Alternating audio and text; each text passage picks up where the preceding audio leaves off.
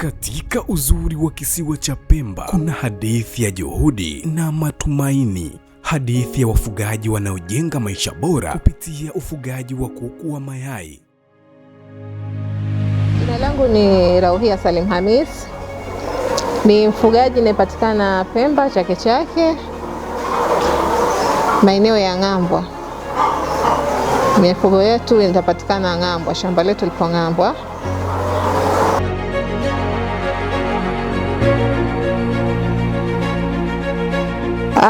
Nimeanza kufuga tangu 2020. Changamoto zipo nyingi kwa sababu nilipoanza sikuwa na uzoefu, sikuwa na experience yoyote, kwa hiyo nilipitia changamoto nyingi, na sikuanza na kuku wengi. Nilianza na kuku kidogo tu wa kujifundishia 300. Nilianza na kuku 300, nikajifunza vitu vingi kupitia wale kuku, kwa sababu ndio kuku wangu ilikuwa ndio nasa kwangu. Then nikaendelea, nikaona kwamba biashara ya kuku inatija, inalipa, ni nzuri. Kwa hiyo nikaamua kuongeza, nikafanya tena 500, miaka miwili mengine nikafanya tena 600, na kwa sasa nimefikia hatua hii na kuku 1500.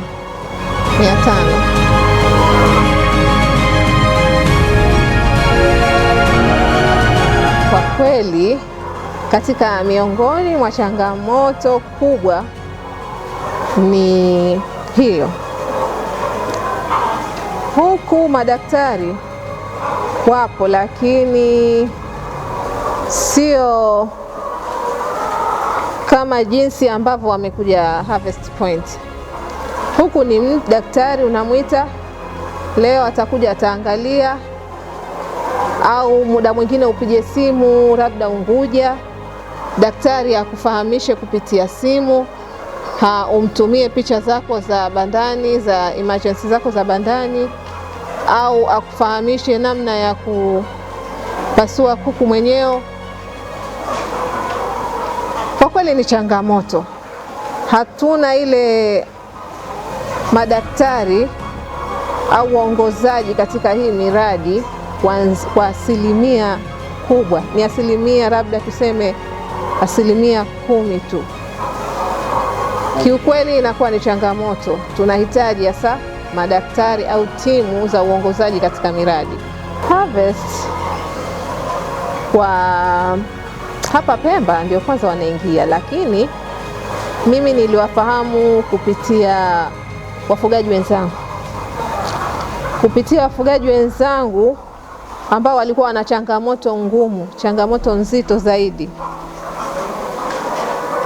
Kwa kweli walikwenda hiyo Harvest Point, zilikwenda katika mashamba ya wenzangu kisiwani Unguja, ikafanya vizuri, ikatoa matokeo asilimia 90.99, kiasi cha kwamba sikuwahi kutarajia wala sikuwahi kusikia kama kuna kitu kama hicho kwa hapa kwetu Pemba au Zanzibar nzima. Lakini nikaambiwa hiyo kampuni ipo Dar na imeanza shughuli zake hapo Unguja, na ndio imesaidia wafugaji wenzetu wengi tu. Hilo ndio lililonifanya nikavutiwa na wao na kuweza kutafuta namba zao, kuwasiliana nao, na tukaanza kufanya nao kazi hapa kisiwani. Chakula chao ni kizuri, na licha ya uzuri tu ni uhakika pia. Na ukianza kufanya kazi na Harvest Point, kuna sifa nyingine za ndani kidogo ambazo sijawahi kuzisikia sehemu nyingine. Iwapo watakuja kuhudumia banda lako wakakuta una changamoto, wao kama wao Harvest, ukianza kutumia chakula chao utaanza kuona mabadiliko. Na kama wakikuta changamoto, ikiwa ndio mwanzo wanaanza katika banda lako, wakakuta changamoto 2-3, basi kupitia tu chakula chao wanaweza kukutengenezea dozi labda ya wiki 2 ama 3 ndani ya chakula chao, wao kama dozi. Kupitia hicho chakula chao unatengenezewa, inakuwa ni dozi kwako, kinatibu banda lako. Kwa muda huo ukimaliza, wanaendeleza kukupa chakula chao cha kawaida, ambayo itakuwa hiyo dozi imeisha kwa wiki zile, chakula maalumu ambacho wamekutengenezea, then utaendelea na chakula chao cha kawaida ambacho wanauza sehemu zote. Kiukweli kina ubora. Hatuna wataalamu aina hii, kwa sababu wao wana kitu tofauti ukilinganisha na madaktari wa kuku, au hasa kwenye hii tasnia ya layers. Nikisema layers na maanisha ni kuku wa mayai. Wao ni professional by layers. Kwa hiyo wameingia ndani zaidi kwenye ufugaji wa kuku wa mayai tu. Kwa hiyo utaalamu wao, wakiingia kwao, hawaji kama madaktari tu wale ambao wanatoa huduma za kuja na kukutizama tu banda lako, kukuandikia dawa halafu wakaondoka. La, wao ukiingia nao kufanya nao kazi, unaingia from day one mpaka inafika muda kuku wako unauza. Wanakuwa kama ni walezi, sio madaktari tu, sio wauzaji chakula tu, bali wanakuwa walezi, waongozaji katika ile banda yako na kuku wako. Wanaanza kukufundisha namna ya ufugaji ulivyo wa kuku wa mayai. Wanakupa mwongozo kutoka siku ya kwanza ya kifaranga mpaka miaka 2. Kwa hiyo wewe utabaki kupata faida tofauti za ufugaji, za utaalamu, za matibabu, za chakula na za kujua mambo tofauti ambayo hatukuweza kupata huko nyuma. Mimi naamini kwa muda niloanza kufuga kuku, kama ningeanza na hawa Harvest Point, basi naamini leo hii nisingekuwa na idadi hii ya kuku. Naamini ningekuwa mara 3 ya hapa nilipo. Lakini sijachelewa bado. Naamini nitafanya nao vizuri zaidi ya hapa nilipo.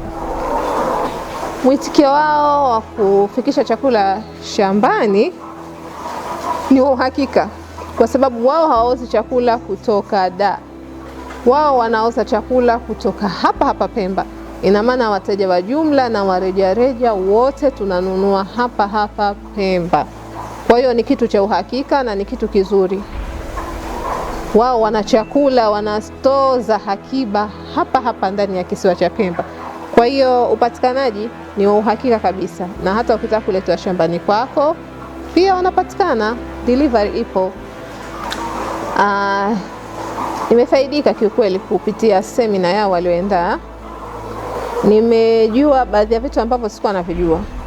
Unajua, katika ufugaji wangu wote nilikuwa naagiza vitu kupitia mawakala. Sikuwa na ujuzi wa kile ninachokinunua wala uhakika wa kile ninachokinunua. Lakini kupitia semina nimejua vitu vingi. Kwa sasa naweza kujua ni kitu gani nanunua sehemu gani, na hichi ninachonunua kina ubora gani, na kita cost kitu gani. Kiufupi, nimekuwa na uhakika katika ufugaji wangu kwa bidhaa ambazo nitachukua, kwa namna ya utaalamu nitakavyotakiwa kutumia katika ufugaji wangu. Nimejifunza vitu vingi, maradhi yanayoingia kwenye mashamba yetu, kwa namna gani yanaingia, namna gani yanatatulika, ni sababu gani ambazo zinachangia uharibifu, namna gani ya kujifunza kuku wanataka kitu gani kitaalamu zaidi, tunawanyima kitu gani kwa kupenda kufuga kiholela.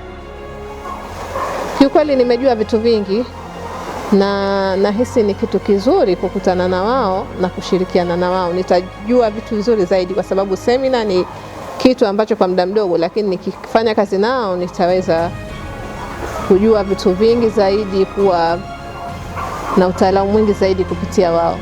Cha kuwashauri wanaotaka kuingia katika hii tasnia ya ufugaji,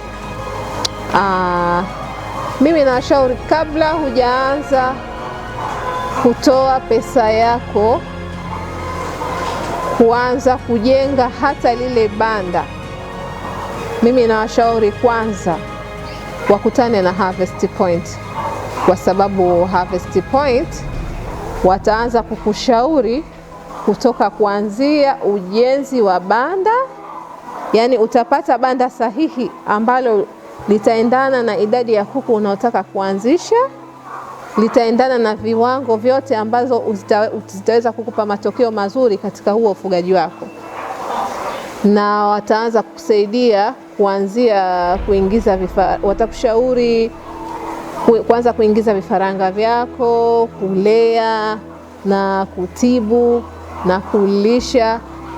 Yani kiukweli mimi nahisi ukianza na Harvest Point, kiukweli hutakuwa na changamoto kubwa.